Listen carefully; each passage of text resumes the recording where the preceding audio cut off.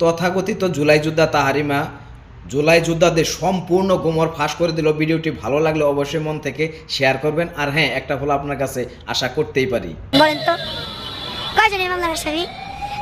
আপনারা জানেন কি একজন না? আপনারা জানেন তিনজন, এই মামলার আসামি চারজন। বাকি তিনজনের নাম আপনারা বলতে পারবেন? জানেনও না। শুধু কি জানেন, জুলাই যোদ্ধা তথাকথিত জুলাই যোদ্ধা তাহারিমা 50 কোটি টাকা চাঁদাবাজি দেয়, গ্রেফতার, যৌথ বাহিনী হাতে গ্রেফতার। বাকি তিনজনের নাম কেন আসলো না বলেন? বাকি তিনজন কি খায় নাই? বাকি তিনজনকে তো আমি 10 কোটি টাকা করে দিচ্ছি। 10 কোটি 40 কোটি আর 10 কোটি দিচ্ছি না ইদ্রে, বুঝছে? এই জন্য ও দেখা করতে আসছে। কাহিনীটা হচ্ছে এখানে, বুঝছেন? শুনেন একটা কথা বলি। আমি 5 দিন হসপিটালে থেকে 11 দিন, তাও 11 দিন পর ছাড়া পেয়েছি। কেন জানেন? আমার কিন্তু মেক্সিকোর থেকে জামিন দেয় নাই। আমি কিন্তু 2 দিনের রিমান্ড মঞ্জুর হয়ে গেছিল, আপনারা জানেন। 2 দিন রিমান্ড মঞ্জুর হয়ে গেছিল আমাকে, এর আগে কিন্তু রিমান্ড হয়েছে।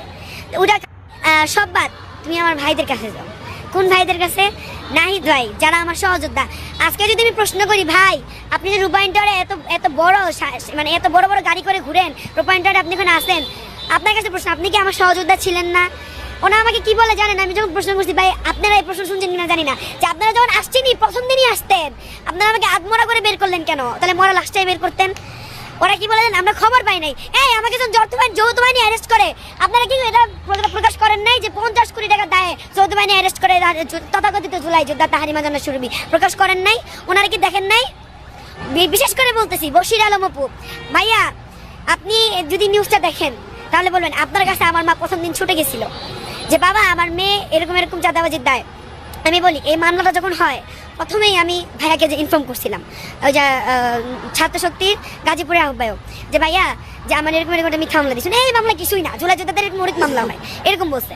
যখন আমাকে অ্যারেস্ট করে নিয়ে গেল, ওনারা কিছু না আগে নাই জানেন, কারণ সেন্ট্রাল থেকে কিছু বলে নাই।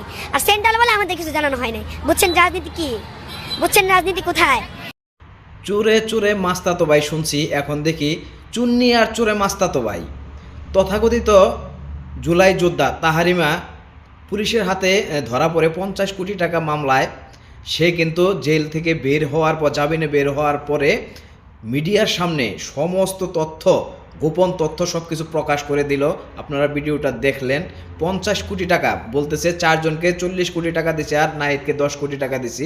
এই কারণে আমাকে দেখতে আসছিল আর ফটোশ্যুট করার জন্য আসছিল, যাতে করে মানুষ বলে যে নাহিদ অনেক ভালো ছেলে, সে তাহারিমাকে দেখার জন্য চলে গেছে বাসায় রাত্রি করে। এই কথাও কিন্তু সে বলছে। আরও তার মা কিন্তু জুলাই যোদ্ধাদের সামনে গিয়েছিল, জুলাই যোদ্ধা যারা ভাই, যারা জুলাই যোদ্ধা সহকারী জুলাই যোদ্ধা যারা, তাদের কাছে গিয়েছিল যে আমার মেয়েটাকে যাতে করে এই অন্যায় থেকে, এই জেল থেকে ছাড়া পেয়ে যায়, যাতে করে কোনো অকারেন্স না হয়, তাড়াতাড়ি যেন মুক্ত হয়ে যায়। এর জন্য জুলাই যোদ্ধাদের কাছে গিয়েছিল, সেখানেও কোনো সারা শব্দ পায় নাই। এই কারণে সম্পূর্ণ তথ্য মিডিয়ার সামনে প্রকাশ করে দিল, কোথায় কত কোটি টাকা কিভাবে কাকে বন্টন করে দেওয়া হয়েছে। তাহারিমা সব কিছু প্রকাশ খুলে বলে দিল। দেখতেই পাচ্ছেন এখন জুলাই যোদ্ধা কিসের জন্য জুলাই যোদ্ধা হয়েছে, কত কোটি টাকা মেরে দিয়েছে, কার টাকা মেরে দিয়েছে? আপনার আমার 10 জনের, সারা বাংলাদেশের মানুষের টাকা মেরে দিয়েছে। 50 কোটি টাকা কম মনে করছেন ভাই? আপনি আমি সবাই কোনো দিন 1 কোটি টাকা একত্রে চোখে দেখি নাই। 50 কোটি টাকা মেরে দিয়েছে জনগণের টাকা ভাই। হাইরে জুলাই যোদ্ধারা এইভাবে জুলাই যুদ্ধ কইরা দেশ থেকে এই এতগুলা টাকা ওরা আত্মসাৎ করে ফেললো, একদম কোনো প্রতিবাদ নাই।